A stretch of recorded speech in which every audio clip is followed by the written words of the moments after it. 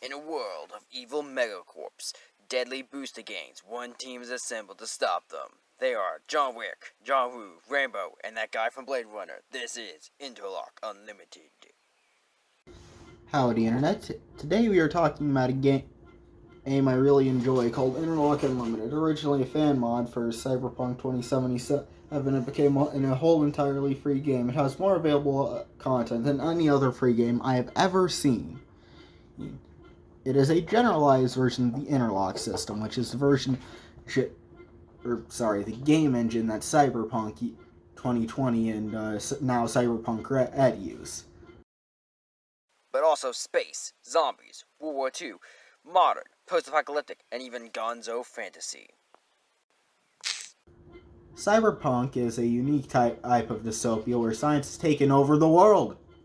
Think of Deus Ex, Blade Runner, Ghost in the Shell, or the hit Stick song, Mr. Roboto. Also, Or Cyberpunk 2077, in which the core game of Cyberpunk inspired. However, I am not an expert on this genre. I just find this game to be about something that I should be talking about. Talk about.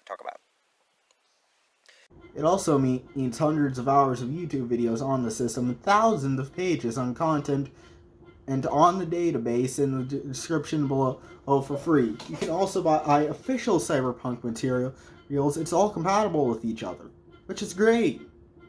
The amount of files is daunting, so I would recommend Interlock Limited with a appropriate character sheet. Then, once you understand it a bit more, moving on to the core book and character creation unlimited. Then, benefits, penalties unlimited. Finally, with martial arts unlimited, which has some of the best melee combat in RPG. I have yet to find. After trying downloads of either rules, you may like Alchemy Unlimited, Mutant Powers Unlimited, or the Cyberpunk Conversion. I have yet to try either, but I will sometime perhaps. You should also take a look for some examples. I can't speak for Cyberpunk 2077 to Red from personal experience, but people like John the Wise seem to say that it's compatible, just the not running rules are different. I'm not an expert, but, you know.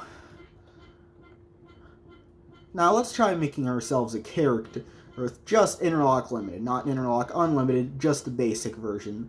There are 9 core skills. We could do random where we roll 9d10, put 1 in each stat. We could roll 1d10 for each different skill, or you go with the cinematic method, where you get a certain amount of points, usually 75 for a heroic level, or lower for a more dark and deadly game. Then we spread them out. It's not a good idea to have any skill above a 7 or below a 3, because 7 or above is superhuman and 3 and below is disabled. Most referees, including me, will tell you not to do that because it's against the house rules. But you don't have to, if you don't want to. So it's so you can improve your skills later, and having your skills spread too thick or too thin wouldn't be fun, because with skill games like these players who are not well-rounded just sit in the back, while the well-rounded and well-built characters do all the fun stuff. The 9 core skills are intelligence, how smart you are, but not with computers. That is a technical ability. That's right, smarts and computers are different. Reflexes, which are both your indicate of initiative and your attacks. Cool, how tough you are under pressure. Luck is luck. Attractiveness is almost useless. Almost. Movement is your allowance to move speed. Empathy is both your charisma and how well you take on magic powers or cyberware. Body type is how strong you are, with a 9 being superhuman. With that being said, Ed, here is an example. Our example character, Gung Ho Gary. Intelligence 7, technical ability 1, reflexes 6, cools 5, luck 1, attractiveness 3. I just realized that example character has 2 stats that are 3 and below, not 3 and below, 1 stat below a 3. But it's luck. It's not useful anyways. You could take it out, and I'm not sure anything would be different.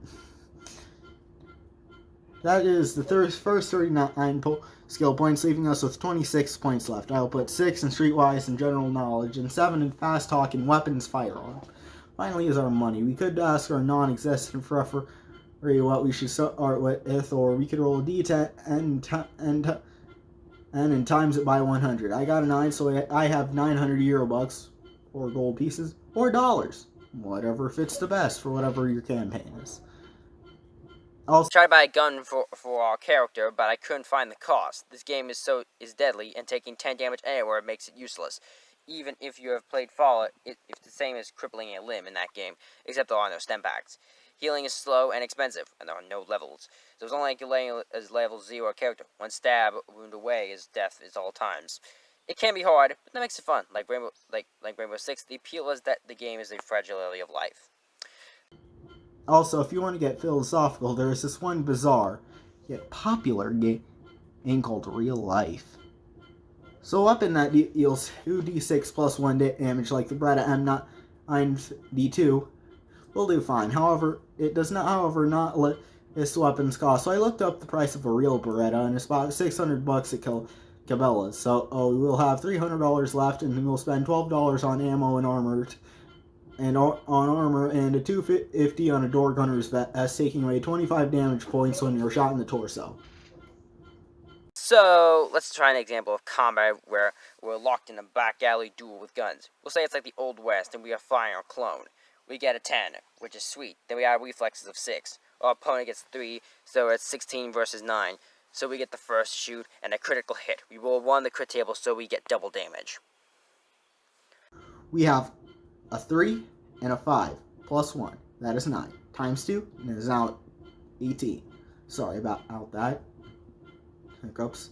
Now we roll to sit on the hit location table to see what body part we blew off. We roll a 3. Shoot him in the chest. Let's see how much that armor takes off. So 18 minus 25 results in a grand total of nothing happening.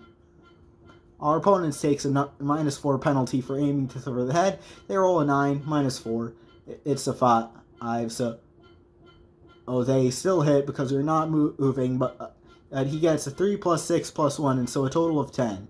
Now I have to make a death save, so I have to roll under my body total, which is a 5, and I get a 3. Instead of dying, we are unconscious for 1d10 days. Rolling for that, we get at an 8 or so a week, and a day later we are awakened and ready for revenge. Thank you for watching this. It took a lot of effort, and I would appreciate it if you liked and subscribed so we can keep doing more stuff like this. We'd also like to thank the Aries1999. He's a D&D YouTuber and a good friend of mine, and for helping us with the script. If you like this kind of stuff, then please subscribe to him too, after you watch the rest of my videos.